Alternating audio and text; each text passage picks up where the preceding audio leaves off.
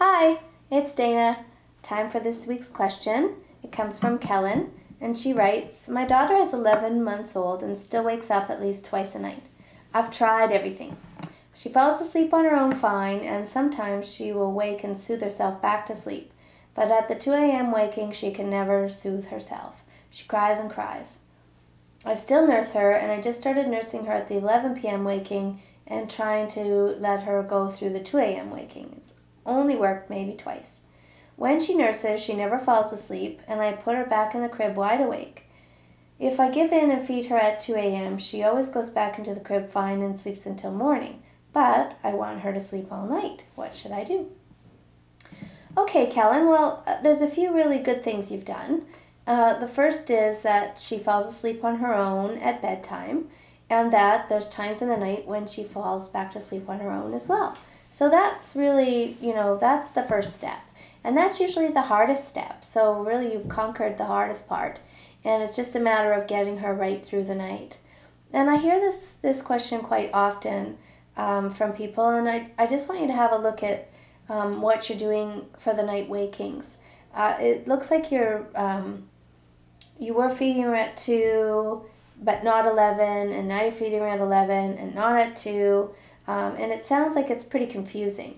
And it's hard on the child because you know what you're doing. In your mind, it all makes sense, and there's a method to all this.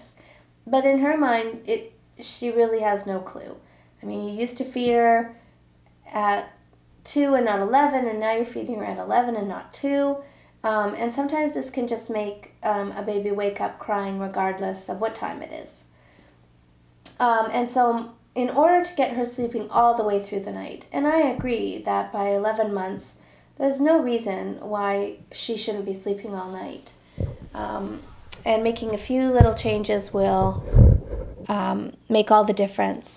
So for every wake up, I want you to first wait about 5 and even 10 minutes if it doesn't sound too serious.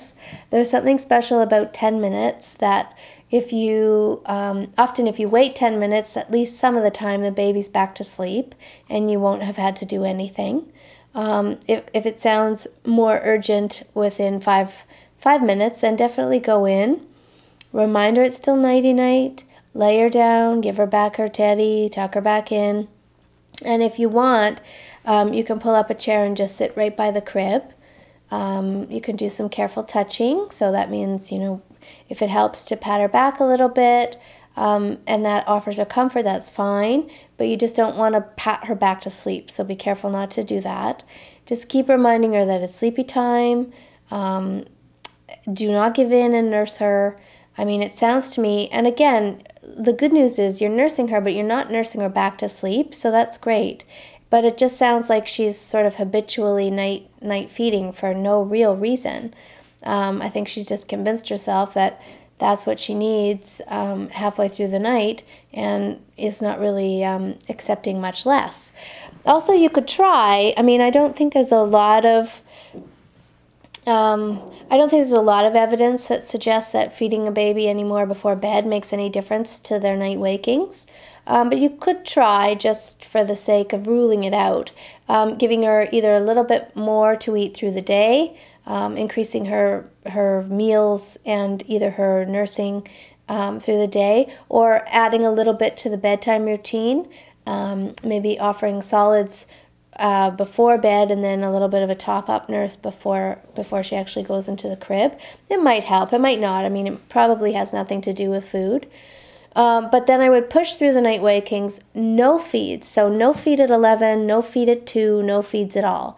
And that'll really clear things up for her. And it'll be a rough couple of nights because she's used to getting a feeding.